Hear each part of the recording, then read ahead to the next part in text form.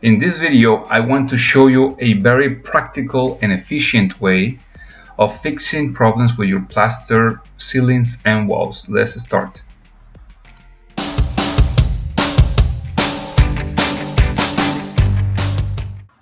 Welcome to my channel. This is Hugo Correa and I hope you're doing really well. What you're seeing right now is a small project that I did repairing some plaster ceiling cracks that I found, and I was called to do this type of thing for a customer. So I want to guide you through the steps that you need to take in order for you to take care of all these issues. The first thing is that obviously you want to make sure that whatever you're going to fix is already dry, meaning that you don't have no more issues. And whatever leftover cracks or loose material is removed, as you see in this case. You know, the hole was smaller, but as I start removing it with the scraper, I removed a lot of the areas that were really loose, and you want to make sure that you get rid of that stuff, as well as what you see here, the mold that was accumulated there through the months that they had this type of leak that is now fixed.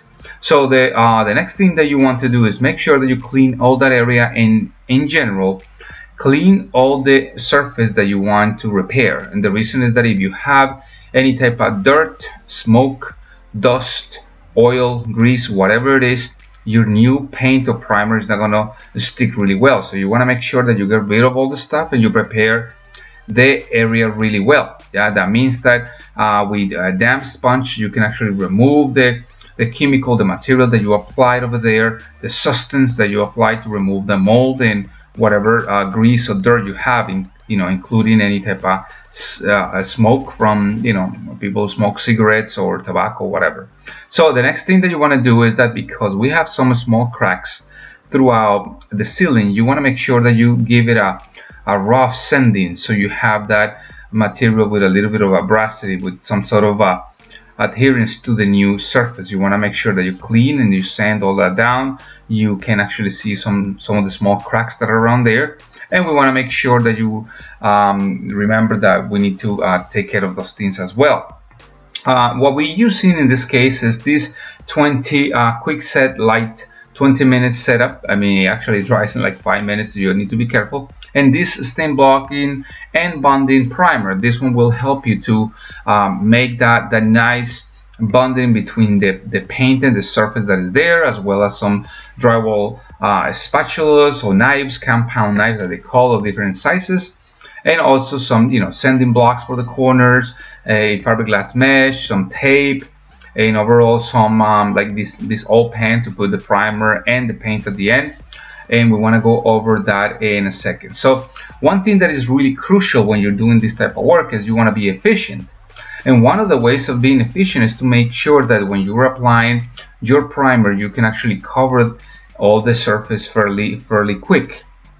And the method that I use, I have other videos where actually I go through painting of houses and things like that, is that you want to put some paint or primer over the surface and then start rolling it out and thinning it out, meaning like you want to make sure that it's becoming nice and thin and you don't have these little veins that run when you have a lot of excess paint or primer on the surface.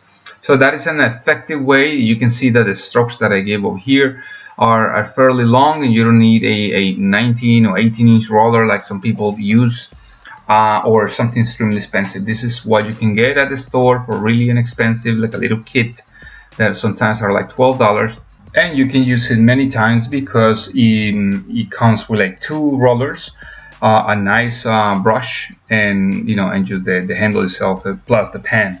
So it's really inexpensive, and I suggest you to just buy something like that. If you're not a professional painter, you don't do it as often. Now make sure that everything is nice and dry for the next step. Now remember that now, because we have the entire surface nice and prime, the new paint that you're going to use is going to be attached really well. But as well, we actually have all the cracks and all the things primed, and that the reason that I'm doing that is because I want the new plaster, the new compound that you're going to add. In this case, I'm mixing this really hard 20-minute setup drywall compound over those lines. You can see actually I put that ultra thin fiberglass tape on the cracks in this case, and also some cracks that were like internal inside the the bigger hole that we're there, the bigger patch that we have to do. So that is you know, is the crucial part. Now we know that that tape is going to stay there, it's not going to fall off because it's too greasy or something like that. And by mixing the small amounts of the compound, because it will dry really quick, what we are doing is we are building up this area so we can actually start sculpting the material. And the reason that I use this 20-minute setup is because as it dries, it gets harder, and you can actually mold. You can actually, it's malleable enough so you can, you know, skim a little bit of the material that is excess, that has some excess, and then you can just kind of flat out the rest. As you move around between layers, you can actually be really effective in doing the project in one shot, meaning that you can, you know, apply 2, 3, 4 layers, build up as much as necessary, scrape a little bit with the same compound knife. You can actually scrape the excess, and with a little bit of sanding, with even wet sanding, you can make sure that the surface is nice and smooth. So although this step that I'm taking over here to do this is for some people with more experience, just with a little bit of practice you can actually you know, do the same thing. I'm not claiming that I'm the best plaster guy ever. It's just that this material is really practical for you to build up and, you know, work really quick. This amount of work with other materials will take days, because you need to allow the material to dry between layers, whereas this one, as long as it's nice and hard, you can actually apply another coat on top and just continue. As you can see that we are applying, you know, layer over layer, and just allowing just a little bit of time to dry. Obviously this is a video, and we cut some little areas as, you know, as we were doing the process, obviously, but you can have a really good outcome after, you know, doing these layers for, you know, a few times. So let's say you apply some over here, you go ahead and apply some more in another spot, and then you come back in like 10-15 minutes, and you will notice that the area is hard enough for you to put another layer. Perhaps maybe you can water down a little bit of the next mixture, so it will give you that smooth texture to be able, the consistency will be good enough for you to kind of do the final coats. So that's how good it is. Just make sure that you don't mix too much, because at the end it will dry really quick and you will lose the material. That's how critical it is to work with this product. So, you know, if you're not used to it, just mix small amounts at a time. Work with it, just learn how to manage the material, and then as you get more used to it, you can, you know, apply more and just mix a little bit more, but just not too much, because I lost a lot of material by just, you know, taking a phone call or something. So you want to make sure that you have enough to work for like 10 minutes, and, you know, no more than 10 minutes. No, you know. So that's an important tip that I want to give you with this 20-minute setup material. It's a good material to work with, but you want to make sure that you know, just mix the amount that you need.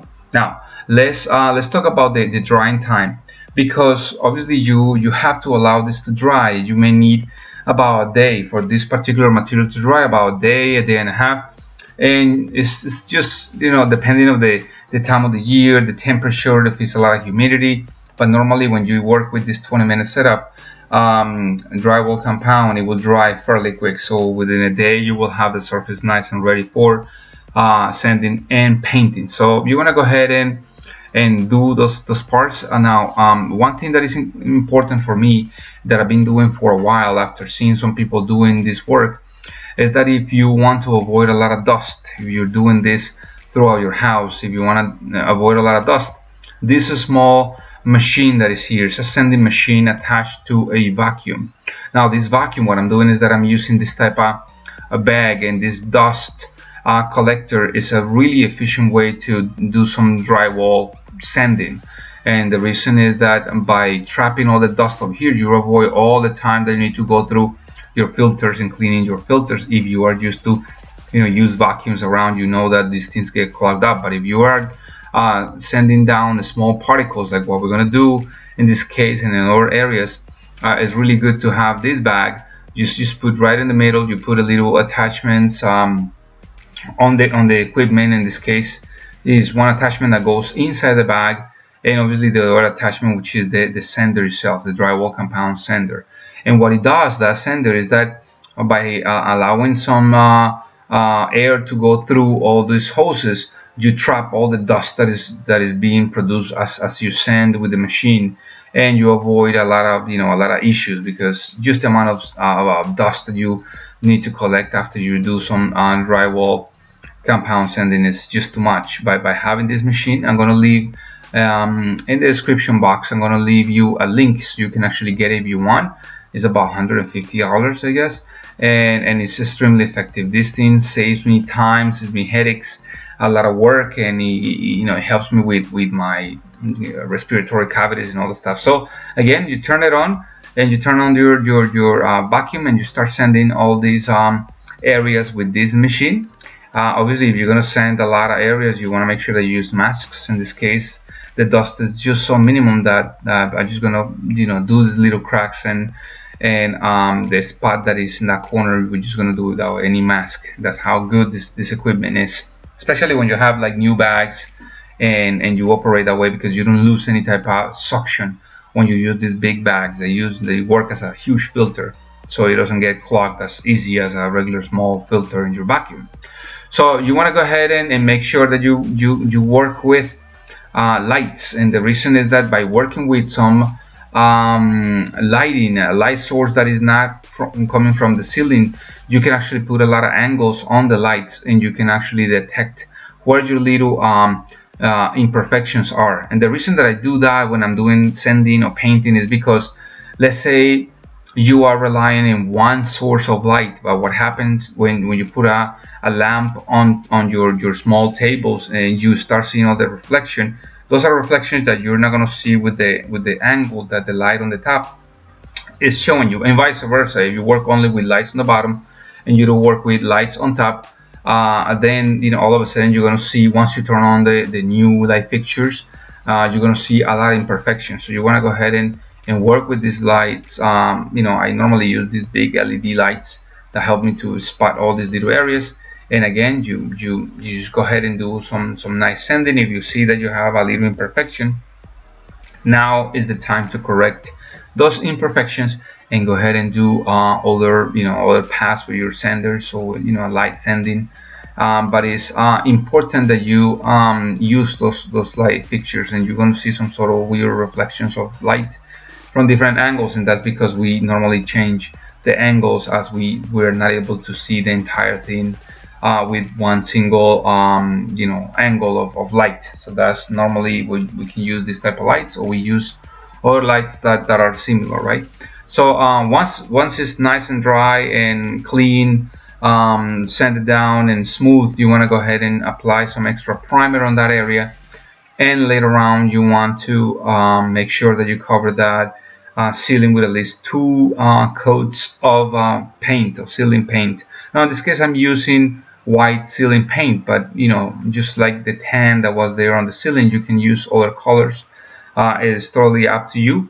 Now you can put any type of finishes, flat, semi-gloss, gloss, satin, eggshell, whatever you want. Now the surface is nice and clean, and you can go ahead, just let it dry.